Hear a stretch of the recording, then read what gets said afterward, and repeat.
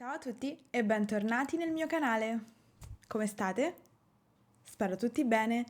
Manca solo una settimana a Natale, quindi sono molto contenta. Allora, nel video di oggi parliamo della differenza tra andare e venire. Questi due verbi sono molto importanti perché sono essenziali per esprimere un movimento verso e da un posto, ok?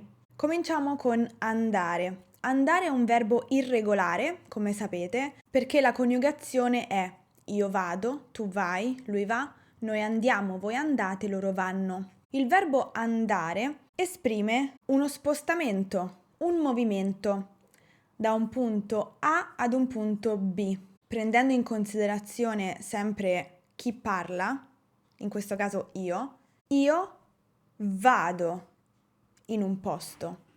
Allora, io sono la faccina, ok? E mi trovo in un punto A. Quindi il mio movimento è verso il punto B. Quindi io vado al punto B. Il punto B può essere il cinema, la casa di una mia amica, il supermercato, qualsiasi cosa. Il punto B è casa di un amico, ok? E A è casa mia. Se non sono io ad andare a casa del mio amico, è il mio amico a venire a casa mia, ok? Quindi il mio amico viene a casa mia. Quindi questa è sostanzialmente la differenza tra andare e venire. Dovete sempre avere ben chiaro chi è che parla o comunque lo spazio in cui si muovono i protagonisti della conversazione, ok? Perché non posso dire il mio amico va a casa mia, ok? Se io sono a casa mia, perché se io dico il mio amico va a casa mia, probabilmente io non sono a casa mia, sono in un altro posto. Allora il mio amico va a casa mia e mi aspetta.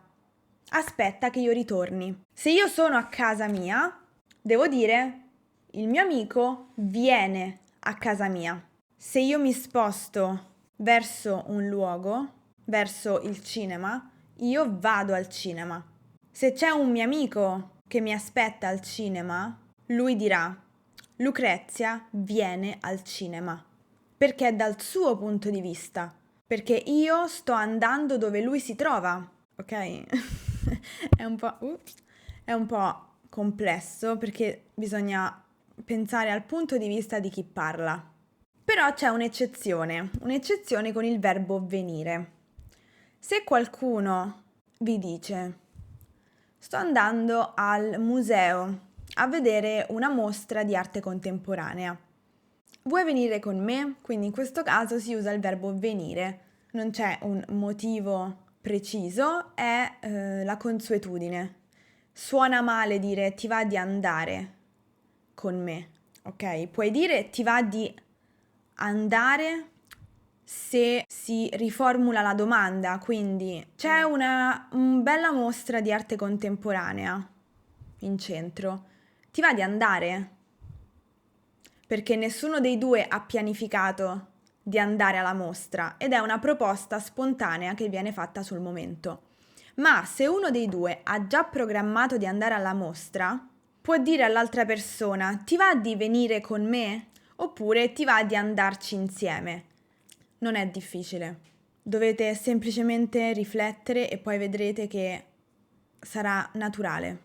Dovete sempre pensare al punto di vista di chi dice la frase, ok? Ma sono sicura che anche nella vostra lingua madre ci sia questa differenza tra andare e venire. Allora, non voglio trattenervi più a lungo di così. Spero che gli esempi che ho fatto in questo video siano abbastanza esplicativi, se non del tutto, almeno abbastanza esplicativi. E ovviamente se avete domande lasciatele qui sotto nella sezione dei commenti. Se invece volete inviarmi un messaggio o una domanda più diretta o più personale, magari volete raccontarmi la vostra storia, potete farlo per email oppure su Instagram. Quindi vi ringrazio molto per aver guardato questa lezione. Ci vediamo nel prossimo video. Ciao!